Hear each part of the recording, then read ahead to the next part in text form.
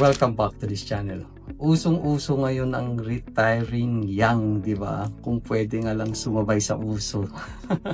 Kung makikita tayo ng bata pa tapos retired na siya, di ba? Parang napapasana all na lang tayo. At sino ba naman, di ba? Ang ayaw mag-retire ng maaga. Yan bang wala nang alarm clock, wala nang traffic, wala nang boss na masungit.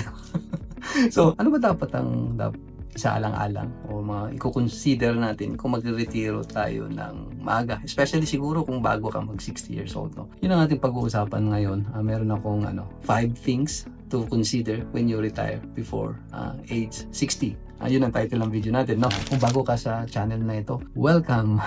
Ako si Rom, your licensed financial advisor, accountant, and tax agent dito sa Australia. Una dyan, when can I access my superannuation savings? No? Maring tanungin mo, retired na ako, Rom, and meron akong superannuation na naipon ko ito sa pagtatrabaho dito sa Australia. Nagko-contribute yan ng aking employer, nag-extra contribution ako. Medyo malaki-laki na rin ito, gusto ko na siyang kunin at the age of 50 kasi gusto ko na magretiro. Ang sagot dyan ay ganito. Dito sa Australia, meron tayong tinatawag na preservation age, no?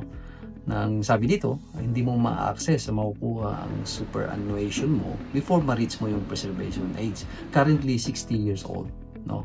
So, bago ka mag-60, hindi mo po makukuha ang superannuation mo with a few exceptions, no? Number 2, tax implication naman pag nag-retired ako before age 60. Diba? Retired na ako, Rom, bakit pa ako magbabayad ng tax? So, ganito din po yan dito sa Australia.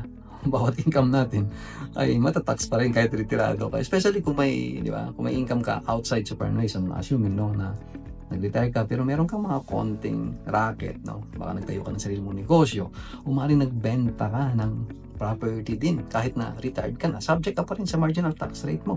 And then yung capital gains tax din, no? Ay itatax din yan, kahit sabihin mong wala kang trabaho. Nabanggit ko kanina na, di ba, pwede mong may exception na pwede mong ma-access ang superannuation. Common dyan, for example, is yung total permanent disability. So, ganito naman yan, di ba? Okay, entitled kang kunin mong superannuation before the age of 60, di ba? It falls kasi under the exception.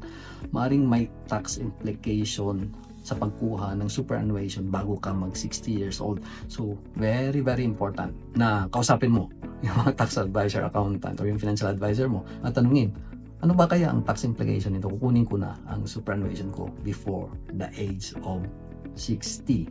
Pangatlo, how long does my money last? No? So, kung, di ba, mag-retire ka ng maaga, assuming na at the age of 50, nabanggit na natin na hindi mo makukuha yung superannuation mo, may kunti kang ipon ka mo, no? So, in Australia, pwede mo itong gawing guide. In Australia, to live comfortably, no, sabi ng Association of Superannuation Funds in Australia, kailangan daw natin ng 72,000 per year. Assuming pa, no, na dapat fully paid ang bahay mo na dito at you are in good health. No, without factoring inflation.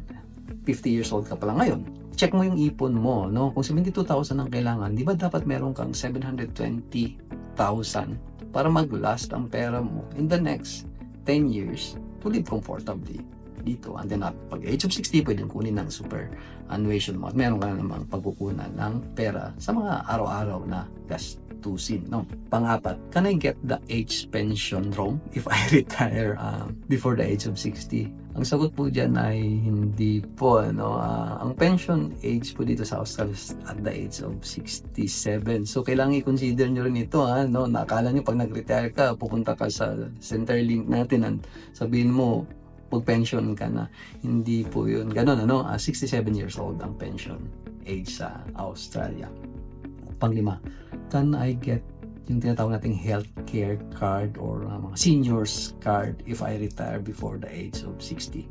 Yung ating Commonwealth senior healthcare card, no, provided by our federal government ito, no. Normally ito 67 years old na binibigay ito, so wala ka pa rin ito, no. Meron din naman tayong mga state, no, sponsored na concession card. So depende kung saan ka nakatira, no, kung anong state ka nakatira, kung Queensland ba, New South Wales or Victoria. So normally 60 years old naman ito binibigay. So kung mag-retire ka ng 50, wala kang senior healthcare card at wala kang concession card. So you need to factor that in pagtingin sa mga budget mo. So, di ba? Yung, lalo na kung you have a health issue, no? So, babayaran mo ng buo yung mga ibang services. Kung may tutunan ka ulit sa channel na ito, like and subscribe. At kung may kakilala ka naman, ano, na yung advocacy niya is retiring young, no? I-share mo itong video na ito sa kanya, no, para at least ma-consider naman niya itong 5 area na diniscuss natin. Kita-kits ulit tayo next week. Bye!